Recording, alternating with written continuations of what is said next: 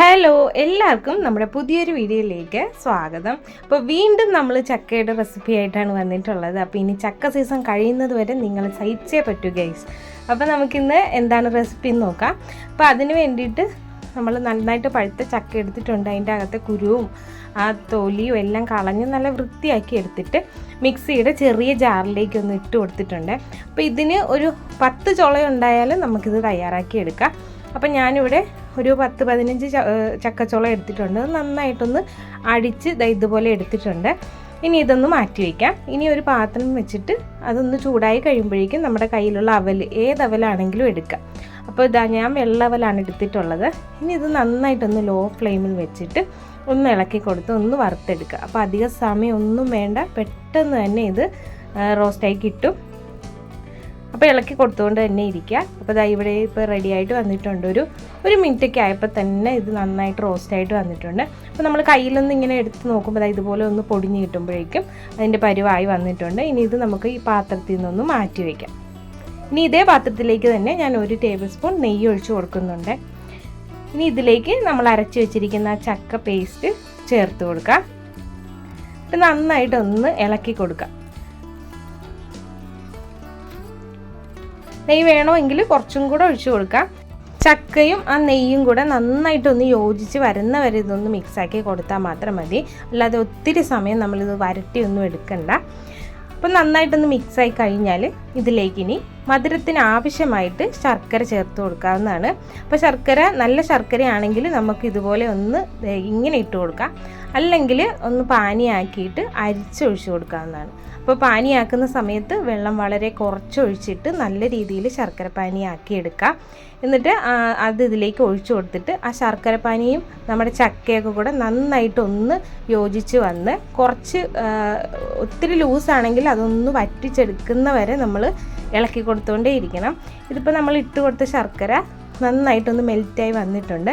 ഇനി അതൊന്ന് വറ്റി ഈ ചക്കയുമായിട്ടൊന്ന് യോജിച്ച് വരണം. അപ്പോൾ ഇതുപോലെ ഒന്ന് കളറൊക്കെ മാറി നമ്മൾ ഇട്ട് കൊടുത്ത സാധനങ്ങളെല്ലാം നന്നായിട്ട് യോജിച്ച് വന്നിട്ടുണ്ട്. അപ്പോൾ ഈ ഒരു പരുവാകുന്ന സമയത്ത് നമുക്കിതിലേക്ക് കുറച്ച് തേങ്ങാപ്പീര ചേർത്ത് കൊടുക്കാം. അപ്പോൾ ഫ്രഷ് തേങ്ങാപ്പീര തന്നെ ചേർത്ത് കൊടുക്കാൻ നോക്കണം. അപ്പോൾ ഇതൊരു 4 ടേബിൾ സ്പൂൺ വരെ ചേർത്ത് കൊടുക്കാവുന്നതാണ്. ഇനി ഇതിലേക്ക് നമ്മൾ വറുത്ത് വെച്ചിരിക്കുന്ന അവലും കൂടെ ചേർത്ത് കൊടുക്കാം. ഇനി ഇതെല്ലാം കൂടെ കൂടിയിട്ട് നന്നായിട്ടൊന്ന് യോജിപ്പിച്ചിട്ടെടുക്കാം. ഇതെല്ലാം ചെയ്യുമ്പോഴേക്കും ലോ ഫ്ലെയിമിൽ വെച്ചിട്ട് വേണം ചെയ്തെടുക്കാൻ. ഇതിന് നന്നായിട്ടൊന്ന് യോജിപ്പിച്ചെടുത്ത് കഴിഞ്ഞാൽ ഫ്ലെയിം ഓഫ് ചെയ്യാം. അപ്പോൾ അതാ നമ്മുടെ ചക്കയും അവലും തേങ്ങയും എല്ലാം നന്നായിട്ട് യോജിച്ച് വന്നിട്ടുണ്ട്. ഇനി ഇതിലേക്ക് ഏലക്ക പൊടിച്ചതും ചെറിയ ജീരകം പൊടിച്ചതും കൂടെ ചേർത്ത് കൊടുക്കാം. ഇനി വീണ്ടും നന്നായിട്ടൊന്ന് മിക്സ് ചെയ്തിട്ട് ഈ പാത്രത്തിൽ നിന്ന് നമുക്ക് ചൂടാറാൻ വേണ്ടിയിട്ട് വേറൊരു പാത്രത്തിലേക്ക് മാറ്റാവുന്നതാണ്. ഒരു 10 മിനിറ്റൊക്കെ മതിയാവും ഇതൊന്ന് ചൂടാറാൻ വേണ്ടിയിട്ട് മാറ്റി വയ്ക്കാനായിട്ട്. ആ സമയം കൊണ്ട് കുറച്ചും കൂടെ ഇതൊന്ന് തിക്കായിട്ട് വരും. അതവിടെ മാറ്റി വെച്ചതിന് ശേഷം ഇനി നമുക്കിത് തയ്യാറാക്കാൻ വേണ്ടിയിട്ട് ഒരു ബാറ്റർ തയ്യാറാക്കാം. അതിന് വേണ്ടിയിട്ട് ഒരു 3 ടേബിൾ സ്പൂൺ അരിപ്പൊടിയാണ് എടുത്തിട്ടുള്ളത്. ഇതിലേക്ക് കറുത്ത എള്ളാണ് ചേർത്ത് കൊടുക്കുന്നത്. ഇനി ഇതിലേക്ക് ഒരു നുള്ളു ഉപ്പും കൂടെ ചേർത്ത് കൊടുക്കുന്നുണ്ട്. അധികം ചേർത്ത് കൊടുക്കണ്ട. ഇതിലേക്ക് ഇനി കുറച്ച് വെള്ളം ഒഴിച്ച് കൊടുത്തിട്ട് നന്നായിട്ടൊന്ന് യോജിപ്പിച്ചിട്ടെടുക്കാം. അപ്പോൾ ചൂടുവെള്ളമൊന്നും ഒഴിക്കേണ്ട, നമ്മുടെ സാധാരണ വെള്ളം ഒഴിച്ച് കൊടുത്ത് കുറേശ്ശെയായിട്ട് ഒഴിച്ച് കട്ടയൊന്നും ഇല്ലാതെ തന്നെ നന്നായിട്ട് മിക്സ് ചെയ്തെടുക്കുക. അപ്പോൾ ഒത്തിരി വെള്ളം ആദ്യം ഒഴിച്ച് അങ്ങ് ലൂസാക്കി കളയണ്ട. കുറേശ്ശെയായിട്ട് ഒഴിച്ചിട്ട് നമ്മൾ ദോശമാവൊക്കെ തയ്യാറാക്കുന്നതിന് കുറച്ചും കൂടെ തിക്കായിട്ട് വേണം ഇത് തയ്യാറാക്കി എടുക്കാൻ. ഒത്തിരി ലൂസായി പോകരുത്. ഈ ഒരു പരുവത്തിൽ നമുക്കിത് തയ്യാറാക്കി എടുക്കണം. അപ്പം നമ്മുടെ ബാറ്റർ ഇവിടെ റെഡി ആയിട്ടുണ്ട്. ഇപ്പോൾ ഒരു 10 മിനിറ്റൊക്കെ ആയിട്ടുണ്ട്. നമ്മൾ തയ്യാറാക്കി വെച്ചിരിക്കുന്ന മിക്സ് ഒന്ന് തണുത്ത് വന്നു കഴിഞ്ഞാൽ ഇതുപോലെ കുറേശ്ശെ കയ്യിലെടുത്തിട്ട് ബോളുകളാക്കി എടുക്കാം.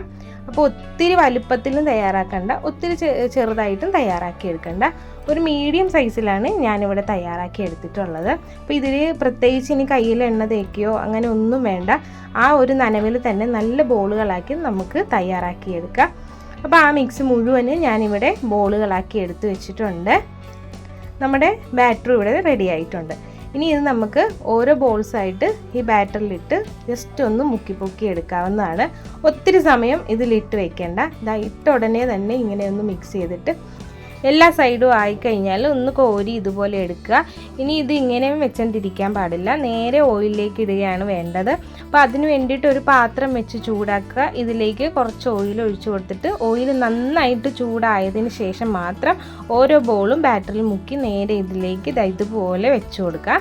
അങ്ങനെ ഞാനിവിടെ ഒരു 4 എണ്ണമാണ് ആദ്യം ചെയ്തെടുത്തിട്ടുള്ളത്. അപ്പോൾ ഇട്ട ഉടനെ നമ്മൾ സ്പൂൺ കൊണ്ട് ഇളക്കാനും പാടില്ല. അപ്പോൾ ഒരു സൈഡ് ആയതിന് ശേഷം ഇതുപോലെ ഓരോന്നായിട്ട് മറിച്ചിട്ട് കൊടുക്കാം. അപ്പോൾ ആകുന്ന സൈഡ് ബ്രൗൺ കളറായിട്ടാണ് ഇരിക്കുന്നത്. അപ്പോൾ ഓരോ സൈഡും അങ്ങനെ തിരിച്ചും മറിച്ചും ഇട്ട് നന്നായിട്ടൊന്ന് ബ്രൗൺ കളറാക്കി എടുക്കാം. അപ്പോൾ വളരെ പെട്ടെന്ന് തന്നെ ഇത് ഫ്രൈ ആയിട്ട് കിട്ടും, കാരണം ഉള്ളിലുള്ള മിക്സ് എല്ലാം നന്നായിട്ട് വേവിച്ചെടുത്തതാണ്. ഇനി പുറമേ ഉള്ള ഈ ഒരു അരിപ്പൊടിയുടെ മാവാണ് നമുക്കൊന്ന് ഫ്രൈ ആയി കിട്ടേണ്ടത്. അതും വളരെ പെട്ടെന്ന് ഫ്രൈ ആയി കിട്ടും. വളരെ തിന്നായിട്ടുള്ള മാവായതുകൊണ്ട് തന്നെ പെട്ടെന്ന് ഫ്രൈ ആയി കിട്ടും. അങ്ങനെ ആദ്യം ഇട്ട 4 ഞാനിവിടെ കോരി മാറ്റിയിട്ടുണ്ട്. ബാക്കിയുള്ളതും ഇതുപോലെ തന്നെ ചെയ്തെടുക്കുക. അപ്പോൾ അങ്ങനെ അത് ഇട്ട് കൊടുത്തിട്ട് അതും നന്നായിട്ട് ഫ്രൈ ചെയ്ത് കോരിയെടുത്തിട്ടുണ്ട്. അങ്ങനെ നമ്മുടെ ചക്ക വെച്ചിട്ടുള്ള അടിപൊളി ഒരു സ്നാക്സിൻ്റെ റെസിപ്പിയാണ് ഇത്. കഴിക്കാനും നല്ല സ്വീറ്റ് ആയിട്ടുള്ള ഒരു ഐറ്റമാണ്. ഇതിൻ്റെ അകം നല്ല സോഫ്റ്റും ജ്യൂസി ആയിട്ടാണ് ഇരിക്കുന്നത്, പുറം ഭാഗം നല്ല ക്രിസ്പി ആയിട്ടും. അപ്പം നല്ലൊരു വെറൈറ്റി സ്നാക്സാണ്. എല്ലാവരും ഒന്ന് ട്രൈ ചെയ്ത് നോക്കുക. കാണുമ്പോൾ നമുക്കൊരു ഉണ്ണിയപ്പത്തിൻ്റെ രൂപത്തിലൊക്കെയാണ് ഇരിക്കുന്നത്. അപ്പോൾ പെട്ടെന്ന് ആർക്കും ഇത് മനസ്സിലാകത്തില്ല ചക്ക കൊണ്ട് തയ്യാറാക്കിയതാണെന്ന്. അപ്പോൾ നിങ്ങൾ എന്തായാലും വീട്ടിലുള്ളവരെയൊക്കെ ഒന്ന് ഞെട്ടിക്കാൻ വേണ്ടിയിട്ട് ഇതൊന്ന് തയ്യാറാക്കി നോക്കണം. ഇപ്പോൾ ചക്കയുടെയൊക്കെ സീസൺ ആയതുകൊണ്ട് എല്ലാവരുടെ വീട്ടിലും നല്ല പഴുത്ത ചക്ക കിട്ടാനായിട്ടുള്ള സാധ്യത കൂടുതലാണ്. അപ്പോൾ എപ്പോഴും ചക്കയുടെയൊക്കെയല്ലേ എല്ലാവരും കഴിക്കുന്നത്. അപ്പോൾ വെറൈറ്റി ആയിട്ട് ഇതൊന്ന് തയ്യാറാക്കി നോക്കുക. അപ്പോൾ ഇത് ഞാൻ ഒരെണ്ണം ഒന്ന് കട്ട് ചെയ്ത് കാണിച്ചു തരാം. അപ്പോൾ അത് പെട്ടെന്ന് ഇതൊന്ന് കൈകൊണ്ട് തന്നെ രണ്ടാക്കി എടുക്കാം. കണ്ടാകം നല്ല സോഫ്റ്റും നല്ല സൂപ്പർ മധുരമാണ്. അപ്പോൾ സ്വീറ്റൊക്കെ ഇഷ്ടപ്പെടുന്നവർക്ക് ഉറപ്പായിട്ടും ഇത് ഇഷ്ടപ്പെടും. അപ്പോൾ ഇന്നത്തെ വീഡിയോ ഇത്രയേ ഉള്ളൂ. നമ്മുടെ ചാനലും ഈ വീഡിയോയും ഇഷ്ടപ്പെട്ട് കഴിഞ്ഞാൽ ലൈക്ക് ചെയ്യുക, ഷെയർ ചെയ്യുക, കമൻറ്റ് ചെയ്യുക. അപ്പോൾ ഇന്നത്തെ വീഡിയോ ഇത്രയേ ഉള്ളൂ. നമ്മുടെ ചാനൽ ആദ്യമായിട്ട് കാണുന്നവർ ഒന്ന് സബ്സ്ക്രൈബ് ചെയ്തിട്ട് നമ്മളെയും കൂടി ഒന്ന് സപ്പോർട്ട് ചെയ്യും. Thank you for watching.